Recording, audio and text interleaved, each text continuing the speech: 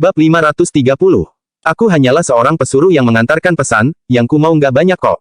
Lasmana tersenyum, lalu melanjutkan. Berhubung tambak garam Vika sudah jatuh ke tanganmu, bagaimana kalau tahun ini, kamu turunkan harga garamnya 5 gabak per setengah kilo? Setiap tahun, kuota garam untuk Kabupaten Pirola adalah 500 ton. Asalkan Wira menurunkan 5 gabak per setengah kilogram garam, Lasmana bisa mendapat tambahan keuntungan sebesar 5 juta gabak. Meskipun yang didapatkannya jauh lebih sedikit daripada Satria dan Dirja, dia pada dasarnya hanyalah pesuruh yang diperintahkan untuk mengantarkan pesan. Dia sudah puas bisa mendapatkan 5 juta gabak, apalagi 5 juta gabak juga bukanlah jumlah yang kecil. Wira tersenyum sinis dan bertanya, bagaimana kalau aku menolaknya? Tuan Wira, aku sarankan sebaiknya kamu sadari statusmu dengan jelas, lalu pertimbangkanlah pro dan kontranya. Lasmana berkata dengan yakin. Meraup uang sebanyak itu dan menyimpannya untuk diri sendiri nggak ada bedanya dengan cari mati, apalagi nggak ada yang melindungimu. Aku hanya akan berbicara sampai di sini. Kamu putuskan saja sendiri.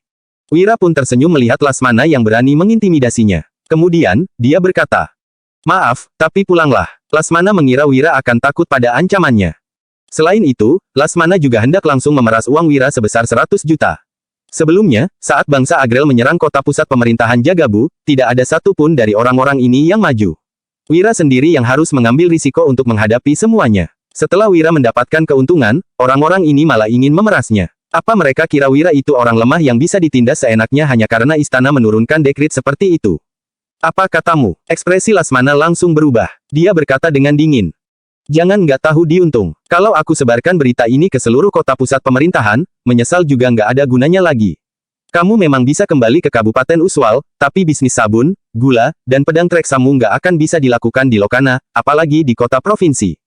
Gula dan pedang treksa adalah bisnis besar. Lasmana tidak percaya Wira rela melepaskannya. Bagaimanapun juga, keuntungan dari kedua bisnis ini sudah melebihi 100 juta. Ini juga merupakan rencana Dirja. Setelah mendapatkan 100 juta untuk kali ini, dia akan meminta sejumlah uang lagi setelah lewat beberapa saat. Dia bermaksud untuk memeras Wira secara perlahan-lahan. Seorang pedagang yang tidak diperbolehkan bekerja di istana adalah orang kaya yang bisa diperas para pejabat kapanpun mereka mau. Kamu nggak usah khawatir apa aku bisa memperluas bisnisku sampai ke kota provinsi atau enggak. Sekarang, pergilah.